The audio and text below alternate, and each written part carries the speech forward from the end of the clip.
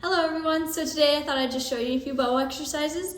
It's really helpful to start bow exercises right after you learn your bow hold. It just kind of helps you get used to, setting your bow hold and then keeping it set in that good position and relaxing your fingers while doing that, while doing crazy stuff.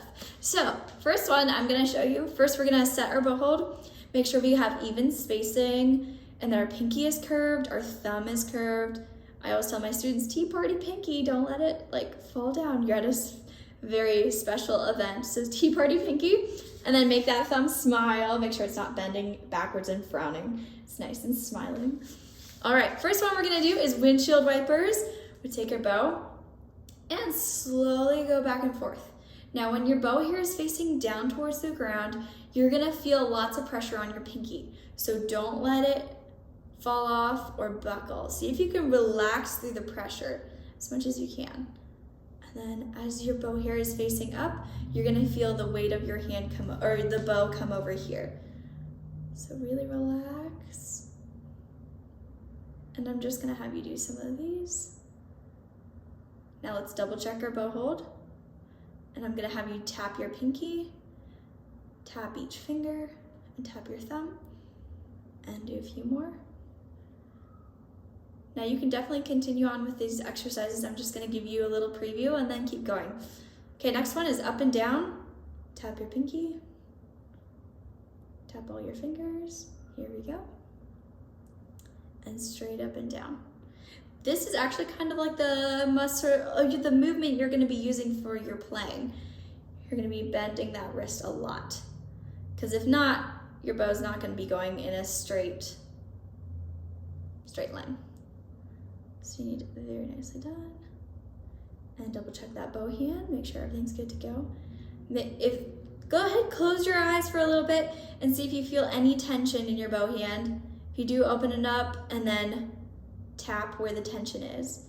And see if you can just lightly hold your bow, just enough so that you're holding it. No need to grip and do a death grip on your bow.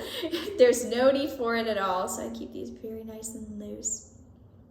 All right, next one is tick-tocks. So we just tick-tock, same thing. We're gonna do a few of these. Again, as you come with your bow here, facing the ground, really relax that pinky.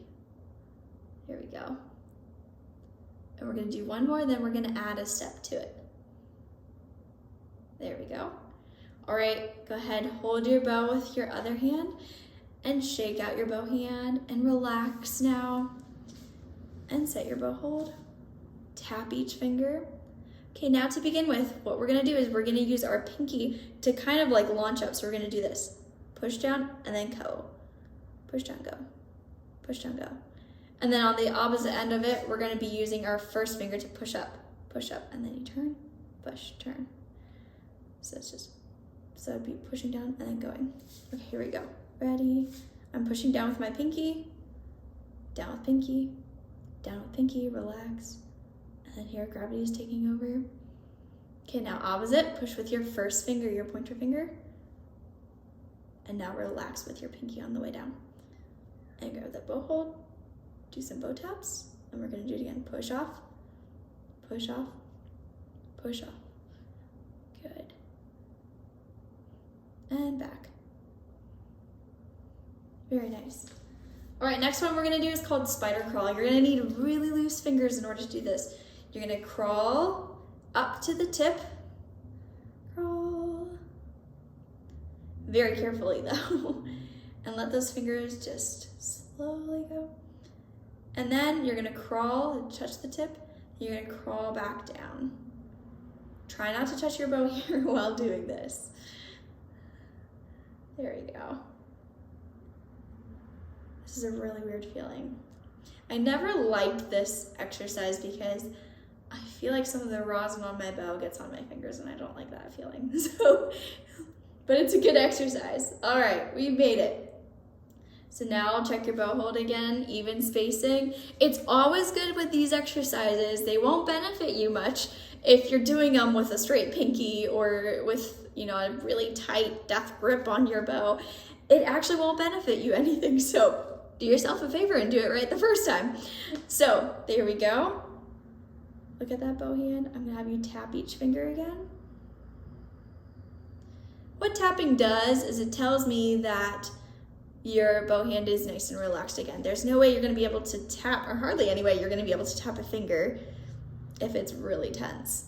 So it's just telling me you're all relaxed. Another thing I look for, and you can look for this too, is if I press down too hard, all of a sudden my knuckles and my fingertips, actually more my fingertips, will start turning yellow.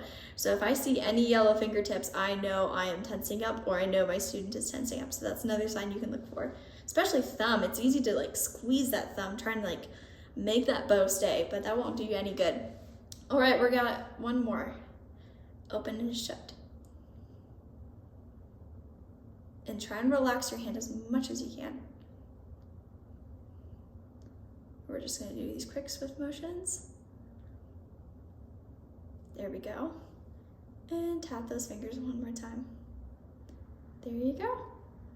If you have any questions on making your bow hold, I have another video up on how to set your bow hold. So feel free to check that out. It's on my YouTube channel. It's called, what is it called? The Violin Teacher. And then it's on my website as well, juliakmusic.com. So feel free to check that out. Thank you so much, and I hope this has helped.